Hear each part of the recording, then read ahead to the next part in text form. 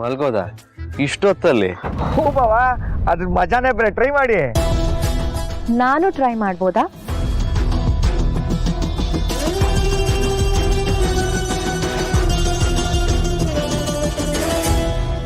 ಯಾಕೆಲ್ಲ serious ಆಗ್ಬಿಟ್ರಿ? ಓ, ನಾನು ಬರಬಾರ್ದಿತ್ತಾ? ಹಾಗೇನಿಲ್ಲ ಅದಕ್ಕೆ. ಏನ್ ನರಸಿಂಹ, ನಾನು ಒಬ್ಳನ್ನೇ ಮನೇಲಿ ಬಿಟ್ಟು ನೀನ್ ಮಾತ್ರ ಇಲ್ಲಿಗೆ ಬಂದು ಇವ್ರ ಜೊತೆ ಖುಷಿಯಾಗಿದ್ಯಲ್ಲ, ಅದ್ ತಪ್ಪಲ್ವಾ? ನನ್ನನ್ನು ಕರಿಬೇಕು ತಾನೆ. ಮಾತು ಎತ್ತಿದ್ರೆ ಸಾಕು ನಮ್ಮ ಮಧ್ಯೆ ಹೊಂದಾಣಿಕೆ ಇಲ್ಲ ಅಂತ ಹೇಳ್ತಿರ್ತ್ಯ. ಹೀಗ್ ಮಾಡಿದ್ರೆ ಹೊಂದಾಣಿಕೆ ಎಲ್ಲಿಂದ ಬರುತ್ತೆ? ಹೌದಣ್ಣ, ಅದಕ್ಕೆ ನಾ ಕರಿಬೇಕಿತ್ತು. ಅದಕ್ಕೆ ಬೇಜಾರು ಮಾಡ್ಕೊಬಿಡಿ. ನಮ್ಮ ಅಣ್ಣನ್ಗೆ ಇದೆಲ್ಲ ಗೊತ್ತಾಗಲ್ಲ. ನನ್ ಮೇಲೆ ಆರೋಪ ಮಾಡಕ್ ಗೊತ್ತಾಗುತ್ತಾ ನಿಮ್ಮ ಅಣ್ಣಂಗೆ?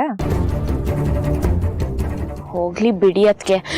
ಇನ್ನೊಂದ್ ದಿನ ನೀವಿಬ್ರೇ ಎಲ್ಲಾದ್ರೂ ಹೊರಗೋಗಿ ಬನ್ನಿ, ಆಯ್ತಾ?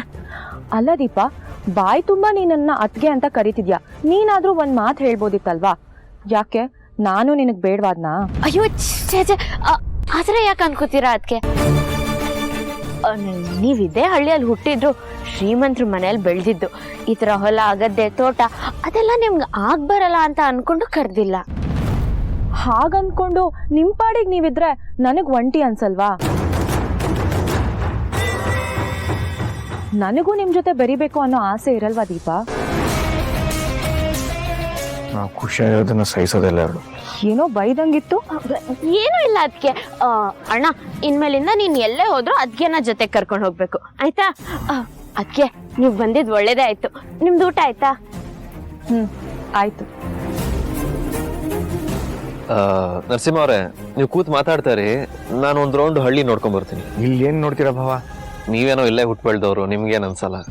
ನಾವು ಸಿಟಿಯವರು, ನಮ್ಗೆ ಹಳ್ಳಿ ಅಂದ್ರೆ ಏನೋ ಖುಷಿ, ಹೊಸ ಜಾಗ, ವಾತಾವರಣ ಅಂದ್ರೆ ಏನೋ ಸಂತೋಷ. ಅದಕ್ಕೆ ನೋಡ್ಕೊಂಡ್ ಬರೋಣ ಅಂತ. ಸರಿ ಹಸ್ಬೆಂಡ್, ನಾನು ನಿಮ್ ಜೊತೆ ಬರ್ತೀನಿ. ನೀವು ಸುಮ್ಮನೆ ಇಲ್ಲೇ ಇರೋ, ಹೊರಗೆ ಬರ್ಲಿ.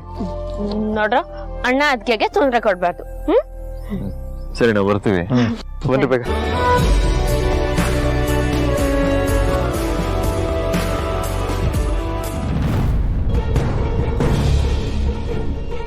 ನನ್ ಕಾಟ ತಪ್ಪುತ್ತೆ ಅಂತ ಮನೇಲಿಲ್ದೆ ಇಲ್ಲಿಗೆ ಬಂದ್ ಸೆಟಲ್ ಆಗಿದ್ಯಾ ಬೇಬಿ?